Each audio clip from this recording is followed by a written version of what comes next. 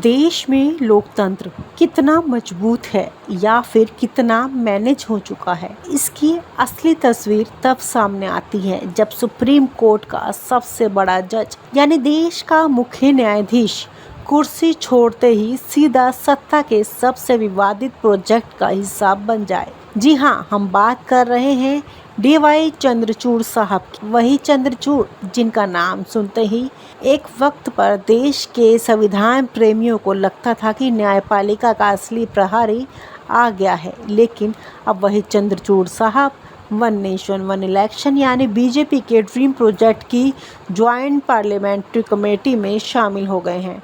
और यह सब ऐसे वक्त में हो रहा है जब देश में न्यायपालिका की स्वतंत्रता पर सबसे ज़्यादा सवाल उठ रहे हैं। चंद्रचूड़ साहब इस फैसले ने वैसे तो लोकतंत्र प्रेमियों का दिल तोड़ दिया है, लेकिन इसमें कोई नई बात नहीं है, क्योंकि सुप्रीम कोर्ट में उनके कार्यकाल को देखिए तो साफ हो जाता है कि किस तरह संवैधानिक चोला पहनकर सत्ता की राह आसान की जाती है।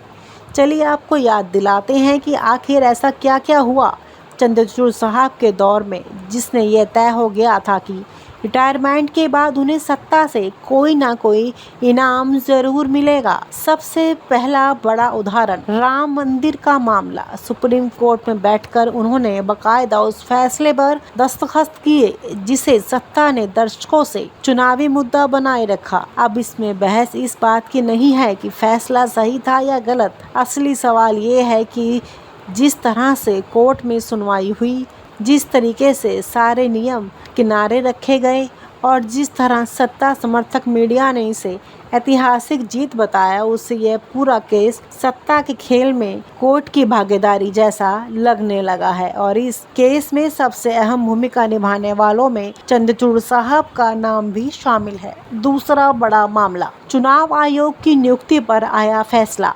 सुप्रीम कोर्ट ने जब कहा कि चुनाव आयोग की नियुक्ति में प्रधानमंत्री की भूमिका कम होनी चाहिए, तब भी उम्मीद जगी थी कि कोर्ट सत्ता के प्रभाव से ऊपर उठेगा। लेकिन कुछ महीनों के बाद जिस तरह से सुप्रीम कोर्ट ने ही अपने उस फैसले की प्रैक्टिकल अपील में नरमी बरत ली, वहाँ भी समझ आ गया कि चंद्रचूड़ साहब शब्दों में भले ही संविधान की दुहाई दे, लेकिन हकीकत में सत्ता के साथ तालमेल बनाए रखने में ज़्यादा यकीन रखते हैं। तीसरा और सबसे विवादित मामला, बिल्किस बानो केस। गुजरात दंगों में बलात्कार पीड़ित बिल्किस बानो को न्याय मिलने की आस थी, लेकिन जब दोषियों की रिहाई को लेकर मामला सुप्रीम कोर्ट में पहुंचा तो न्यायपालिका ने आंखें मूंद ली। चंद्रचूड़ साहब पर सवाल उठे कि आखिर इतने बड़े मानवाधिकार मामले में सुप्रीम कोर्ट की चुप्पी क्यों। देश की जनता ने यह भी नोट किया कि जो जज खुद महिलाओं के अधिकार का बड़ा हितैषी बताते हैं, वो बिल्किस बानो केस में चुप क्यों हैं। शायद जवाब अब साफ हो गया है, उनकी नज़र सत्ता के बड़े प्रोजेक्ट में सम्मानजनक भूमिका पर थी। इतना ही नहीं, सुप्रीम कोर्ट में उनके कार्यकाल के दौरान पेगासस जासूसी कांड, चुनावी बॉन्ड, मीडिया की स्वतंत्रता जैसे मामलों में भी न्यायपालिका की भूमि को लेकर गंभीर सवाल उठे। पेगासस मामले में जांच को किस तरह से धीमा किया गया और चुनावी बॉन्ड पर कोर्ट की खामोशी ने साफ कर दिया कि सत्ता और कोर्ट के बीच एक अलिखित तालमेल बन चुका है। अब ऐसे में जब चंद्रचूड़ साहब रिटायर हुए तो सत्ता ने भी अपना सही समय देखते हुए उन्हें सबसे बड़े राजनीतिक प्रयोग यानी वन नेशन वन इलेक्शन में शामिल कर लिया। वन नेशन वन इलेक्शन सुनने में भी भले ही बहुत आकर्षक लगता हो, लेकिन हकीकत ये है कि ये सत्ता को स्थायी बनाने का सबसे खतरनाक रास्ता है। इस योजना से न सिर्फ केंद्र की ताकत बढ़ेगी, बल्कि राज्यों के अधिकार भी कमज़ोर होंगे। बार बार चुनाव होने पर जनता सवाल पूछती है, सत्ता जवाबदेही रहती है, लेकिन अगर 5 साल तक कोई चुनाव नहीं हो तो सत्ता के खिलाफ माहौल बनाना भी मुश्किल हो जाता है। अब ऐसी योजना को लागू करने के लिए सत्ता को बस एक चीज़ चाहिए थी कि संवैधानिक वैधता, और चंद्रचूड़ साहब की नियुक्ति इसी वैधता को हासिल करने की तैयारी है। सोशल मीडिया पर ट्रोल सेना पहले से एक्टिव है, वो इसे गौरव की बात बता रही है।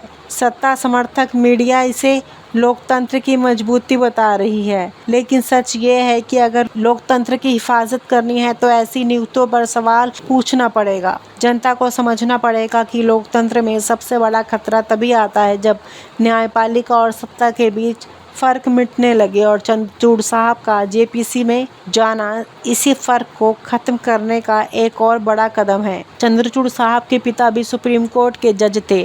तब कहा जाता था कि न्यायपालिका की रीढ़ सीधी है, लेकिन आज उसी न्यायपालिका के सबसे बड़े जज पर सत्ता का मोहरा बनने के आरोप लग रहे हैं। फर्क देखिए, तब जज संविधान बचाते थे, अब रिटायर होते ही सत्ता बचाने में लग जाते हैं।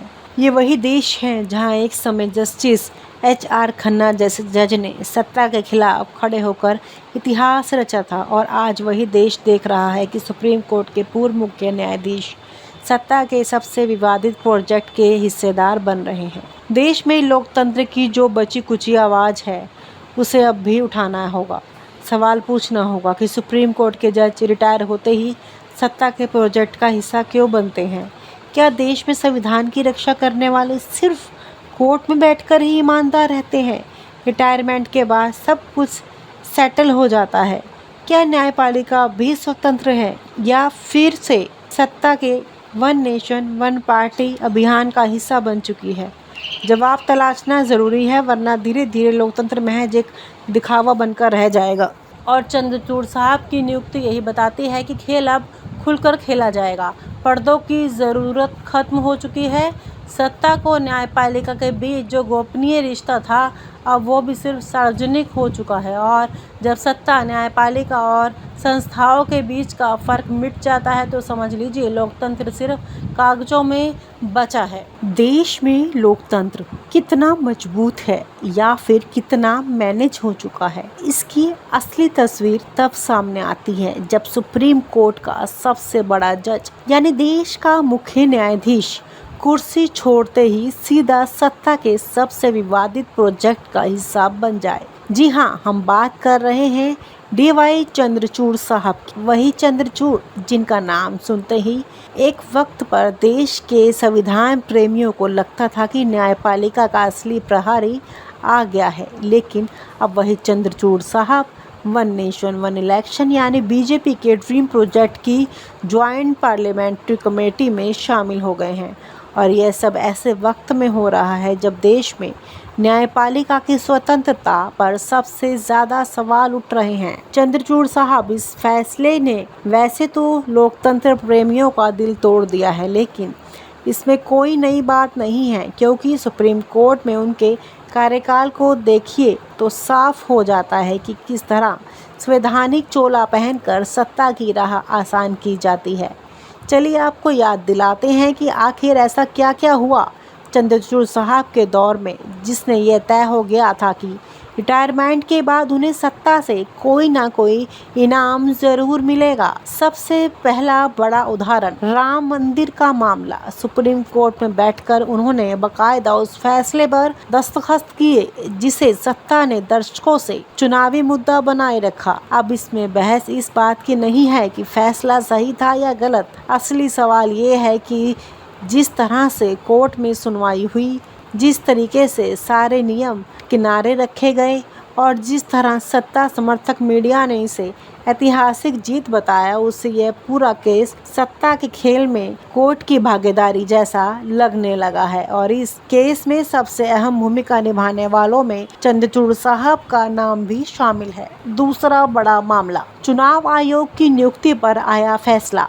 सुप्रीम कोर्ट ने जब कहा कि चुनाव आयोग की नियुक्ति में प्रधानमंत्री की भूमिका कम होनी चाहिए, तब भी उम्मीद जगी थी कि कोर्ट सत्ता के प्रभाव से ऊपर उठेगा। लेकिन कुछ महीनों के बाद जिस तरह से सुप्रीम कोर्ट ने ही अपने उस फैसले की प्रैक्टिकल अपील में नरमी बरत ली, वहाँ भी समझ आ गया कि चंद्रचूड़ साहब शब्दों में भले ही संविधान की दुहाई दे, लेकिन हकीकत में सत्ता के साथ तालमेल बनाए रखने में ज़्यादा यकीन रखते हैं। तीसरा और सबसे विवादित मामला, बिल्किस बानो केस। गुजरात दंगों में बलात्कार पीड़ित बिल्किस बानो को न्याय मिलने की आस थी, लेकिन जब दोषियों की रिहाई को लेकर मामला सुप्रीम कोर्ट में पहुंचा, तो न्यायपालिका ने आंखें मूंद ली। चंद्रचूड़ साहब पर सवाल उठे कि आखिर इतने बड़े मानवाधिकार मामले में सुप्रीम कोर्ट की चुप्पी क्यों।